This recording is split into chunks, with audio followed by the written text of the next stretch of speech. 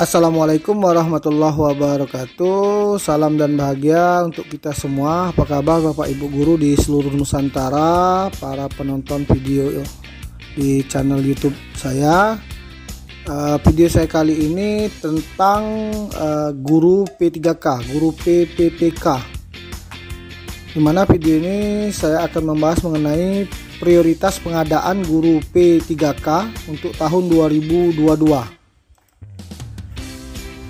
Baiklah Bapak Ibu guru semuanya, kita mulai dahulu dengan mengingat kembali apa itu PPPK atau P3K, yaitu pegawai pemerintah dengan perjanjian kerja yang selanjutnya disingkat PPPK adalah warga negara Indonesia yang memenuhi syarat tertentu yang diangkat berdasarkan perjanjian kerja untuk jangka waktu tertentu dalam rangka melaksanakan tugas pemerintahan. Baiklah Bapak Ibu semua dan para penonton, Mendikbudristek Republik Indonesia mengungkapkan peluang guru honorer pada seleksi pegawai pemerintah dengan perjanjian kerja atau PPPK yang akan digelar tahun ini, tahun 2002. Menurutnya P3K 2022 akan memberikan peluang besar bagi guru honorer yang mengikuti seleksi P3K tahun lalu, yaitu 2021 dengan ketentuan tertentu. Yang akan menjadi prioritas pada pengadaan guru P3K tahun 2022 adalah guru non-aparatur sipil negara atau ASN atau honorer yang telah lolos passing grade atau memenuhi nilai ambang batas pada seleksi P3K jabatan fungsional guru tahun 2021. Itu yang dijelaskan oleh Mendikbudristek yang dilansir dari laman Kemendikbud pada tanggal 6 Juni 2022. Pada seleksi ASN P3K 2021 sebanyak 1093.954 guru dinyatakan lulus namun tidak mendapatkan formasi. Ratusan ribu peserta inilah yang akan mendapatkan peluang besar dan menjadi prioritas pada seleksi ASN P3K 2022.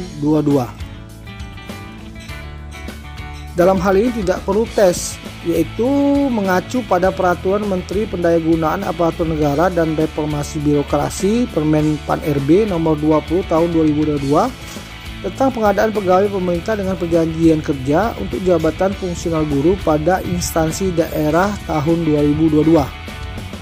Guru honorer yang lolos passing grade atau memenuhi nilai ambang batas pada seleksi P3K 2021 atau prioritas 1 dapat mengikuti P3K 2022 tanpa mengikuti tes. Ketentuan itu sebagaimana tertulis dalam pasal 32 yang berbunyi sebagai berikut. Seleksi kompetensi bagi pelamar prioritas 1 menggunakan hasil seleksi tahun 2021.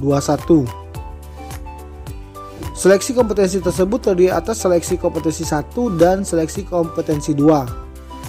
Apabila pelamar memilih jabatan yang sama pada seleksi kompetensi 1 dan seleksi kompetensi 2, maka dinyatakan lulus dengan menggunakan nilai akhir paling tinggi.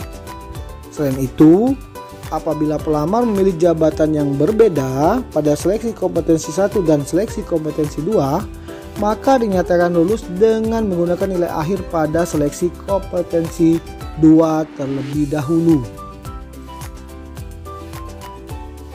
Berikutnya adalah penempatan penugasan. Direktur Jenderal Guru dan Tenaga Pendidikan Dirjen GTK Iwan Sahril mengatakan pelamar prioritas wajib mendaftarkan diri di sekolah tempat mereka bertugas. Pelamar prioritas wajib mendaftar pada sekolah tempat bertugas sepanjang tersedia kebutuhan yang sesuai dengan sertifikat pendidik dan atau kualifikasi akademik yang dimilikinya. Itu tutur dari Iwan Sahril Dirjen GTK. Akan tetapi jika sekolah tempat mereka bertugas tidak membutuhkan tenaga pendidik yang sesuai dengan sertifikat pendidik dan atau kualifikasi akademik, pelamar prioritas dapat mendaftar ke sekolah lain yang masih tersedia.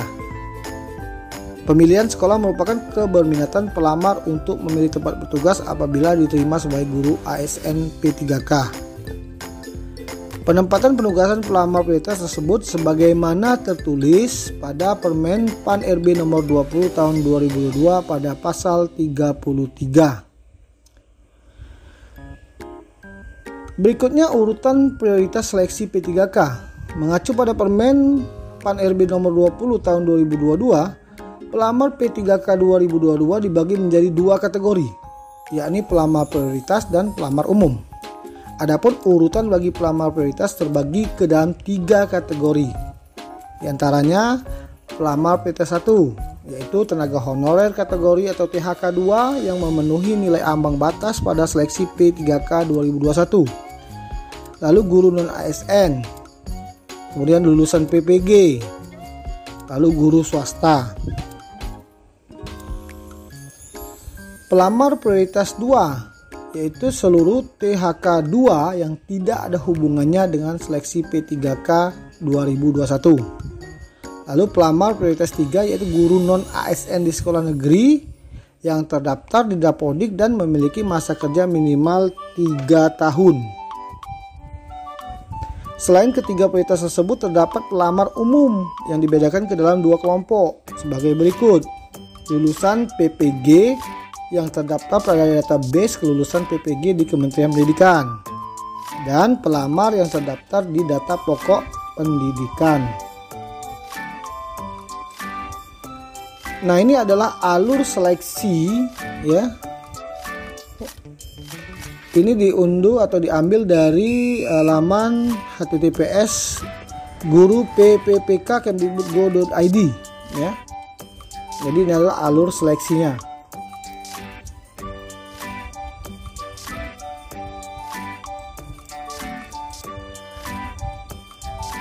Baiklah, untuk informasi selengkapnya nanti dapat dilihat pada laman web yang tertulis, yaitu https guru.pppk.kemdikbud.go.id ya. Silakan kunjungi dan di situ informasinya sangat lengkap.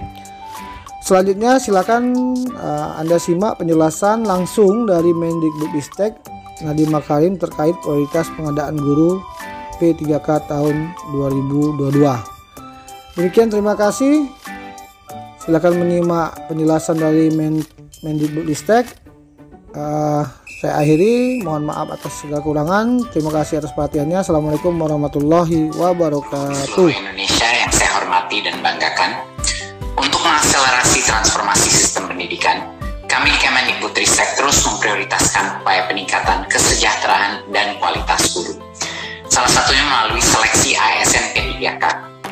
Berkat dukungan berbagai pihak, alhamdulillah sudah ada hampir 300.000 guru dari seluruh Indonesia yang lolos seleksi dan siap diangkat sebagai pegawai ASN P3K.